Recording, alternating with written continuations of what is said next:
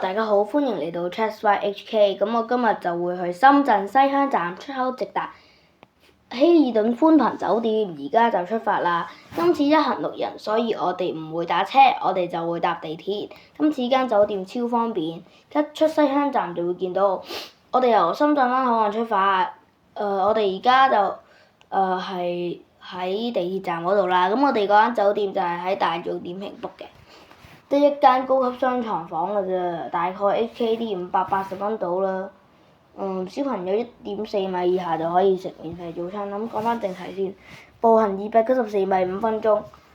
深圳灣口岸 C 口，地鐵13號線石岩線往上個方向乘坐5個站，12分鐘就去深大轉車。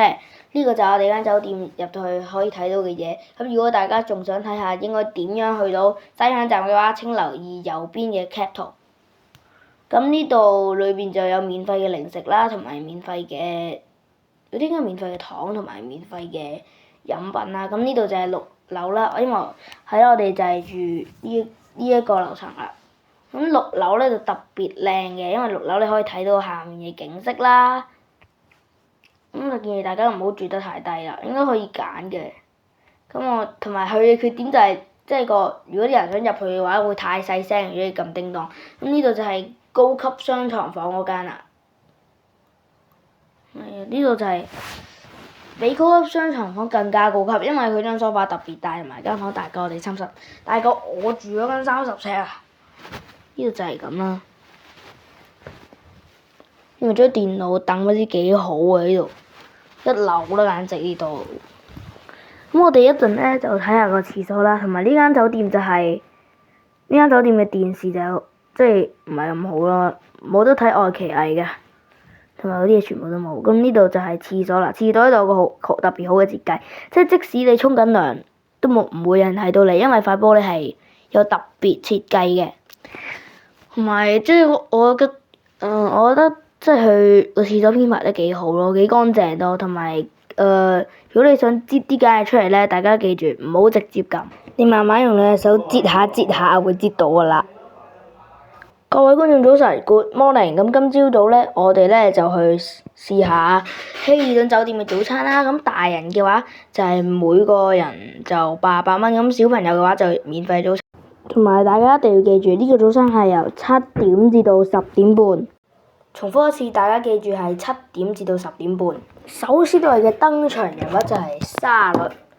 沙律咧就係普遍係一啲早餐應該第一，你應該入到去就會見到㗎啦。如果你係喺呢間酒店嗰度，呢度咁似煲仔飯，不過呢個唔會係煲仔飯咯。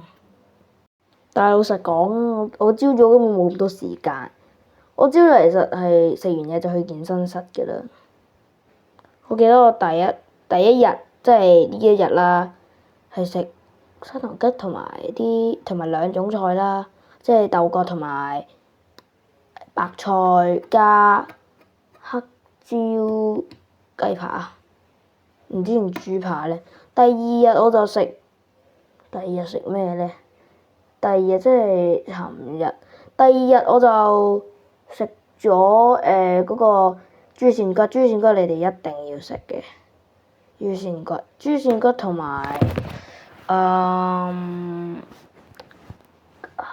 豆角咯，同埋砂糖桔，同埋飲咗啲蘋果汁，兩日都飲蘋果汁。呢個就係麵包區，麵包區我都冇詳細試過，蛋糕全部其實根本好多都冇試過啊，因為總之各位觀眾記住，你哋一定要去健身室。不過今日第3日我都好唔捨得啊！我真係好鬼唔捨得咯。我係7點都返到嚟屋企嘅啦，已經。大家呢度就係熟食區，請你哋欣賞下。呢度有鳳爪啊，大佬！鳳爪出場。呢度隔離就係海鮮啦。海鮮仲有啲咩喺度？答案你真係估唔到喎，鳳爪又喺度啊！隔離就係菇菌加，總之菇菌啊。呢度就係啲唔好食嘅菜啦。呢度就好食嘅，不過其實我唔知咩嚟㗎啦。總之係菜啦，因為我今朝早好急，食得好急啊。呢個就係超好食嗰個豆角。今朝嗰個豆角就係都係咁樣，再加啲煙肉啊。呢個就係嗰個辣黑椒雞扒，黑椒雞扒唔辣，建議你嚟試下。呢度就有同今日一樣啦，呢度就有粟米加烤番薯啦，即係燒番薯。咁其實我嘅旅程就係得個3日2夜啊，唉，咁我就如果你哋想去呢個地方嘅話，你又啱啱睇完呢條片，我就建議你哋去4日3夜。即係你哋一定要去天虹商場，同埋只要你哋搭一個站，去到第二個新商場噶啦。大家都係沙律終於出場啦，不過沙律我一定抗拒，沙律我好唔中意食嘅。即係你話我最唔中意嘅嘢食就係沙律番茄，我唔中意啲醬啊，仲有隔離呢個又似煲仔飯又似咩，其實我都唔知係乜嘢嚟㗎。佢特登擺喺度迷惑人嘅呢啲嘢，唔好食啊！黐線嘅。